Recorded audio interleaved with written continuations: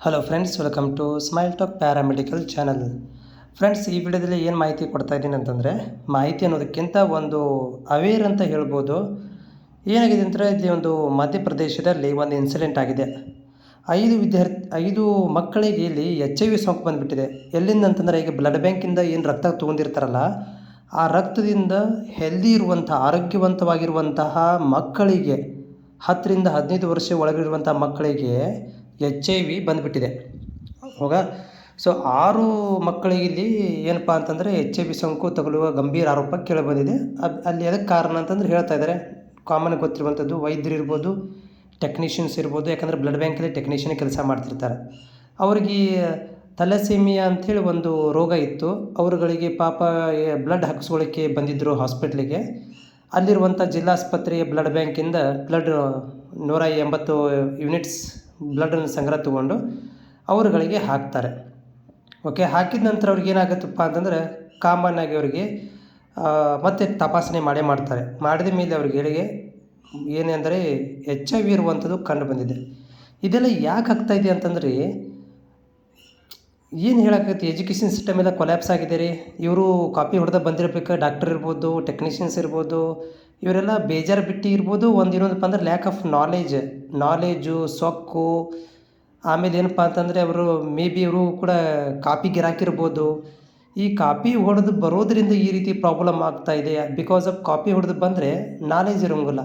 Knowledge ಇಲ್ಲ ಅಂದರೆ ಇಂಥ ಟೆಕ್ನಿಕಲ್ ಪ್ರಾಬ್ಲಮ್ಗಳನ್ನು ಹೆಂಗೆ ತಿಳ್ಕೊಬೇಕು ಅನ್ನೋದು ನಾಲೇಜು ಇರೋಂಗಿಲ್ಲ. ಕಾಮನ್ ಆಗಿ ಸಫರ್ ಆಗುವಂಥದ್ದು ಸಾಮಾನ್ಯ ವ್ಯಕ್ತಿಗಳು, ಸಾಮಾನ್ಯ ರೋಗಿಗಳು ಇಲ್ಲಿ ಸಫರ್ ಆಗ್ತಾರೆ.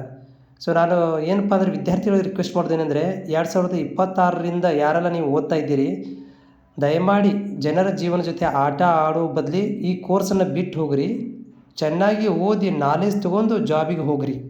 ಕಾಪಿ ಹೊಡೆದು ಮಾರ್ಕ್ಸ್ ಕಾರ್ಡ್ ತೊಗೊಂಡು ಜೀವನದಲ್ಲಿ ಏನು ದೊಡ್ಡ ಉದ್ಧಾರ ಅಂತ ಆಗೋದಿಲ್ಲ. ಆದರೆ 4 ಜನಂತಿ ಸಾಯಿಸೋದು ನಿಜ ನೀವು. ಹೀಗಾಗಿ ನೀವು ಚೆನ್ನಾಗಿ ಓದಿ ನಾಲೆಜ್ ತೊಗೊರಿ ಅಂತ ನಾನು ರಿಕ್ವೆಸ್ಟ್ ಮಾಡ್ಕೊತೀನಿ.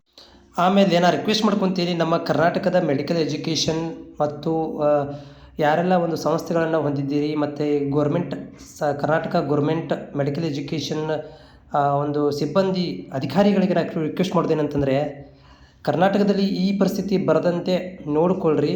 ಯಾಕಂತಂದರೆ ನಮ್ಮ ಕರ್ನಾಟಕದಲ್ಲಿ ಕೂಡ ಮೆಡಿಕಲ್ ಎಜುಕೇಷನ್ ಕೊಲ್ಯಾಪ್ಸ್ ಆಗ್ತಾಯಿದೆ. ಬಿಕಾಸ್ ಆಫ್ ಎಲ್ಲ ಕಡೆಯೂ ಕೂಡ ವಿದ್ಯಾರ್ಥಿಗಳಿಗೆ ಓದೋ ಅವಶ್ಯಕತೆಯೇ ಇಲ್ಲ, ಮಾರ್ಕ್ಸ್ ಕಾರ್ಡ್ ಕೈ ಸಿಗ್ತಾಯಿದೆ.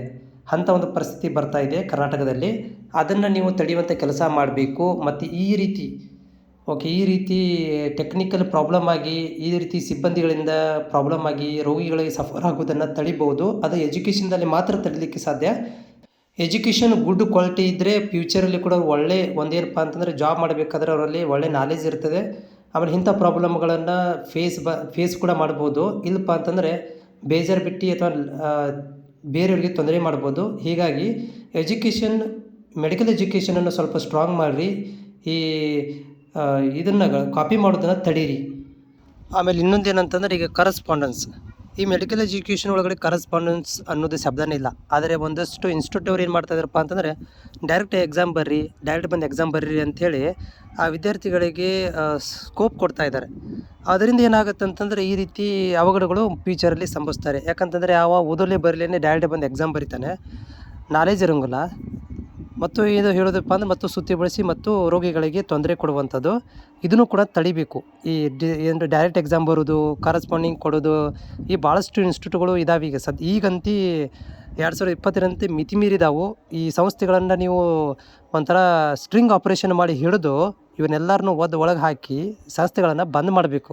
ಅಂದ್ರೆ ಏನಾಗುತ್ತೆ ಅಂದರೆ, ಇಂಥ ಒಂದು ಸೊಸೈಟಿಗೆ ಒಂದು ಒಳ್ಳೆ ಏನಂತಂದ್ರೆ ಟೆಕ್ನಿಷಿಯನ್ಗಳು, ಡಾಕ್ಟ್ರುಗಳು ಹೋಗ್ತಾರೆ. ಇಲ್ಲಪ್ಪ ಅಂತಂದರೆ ನಾಳೆ ಫ್ಯೂಚರಲ್ಲಿ ಇವರು ನಮಗೆ ಮಾರಕವಾಗಬಹುದು.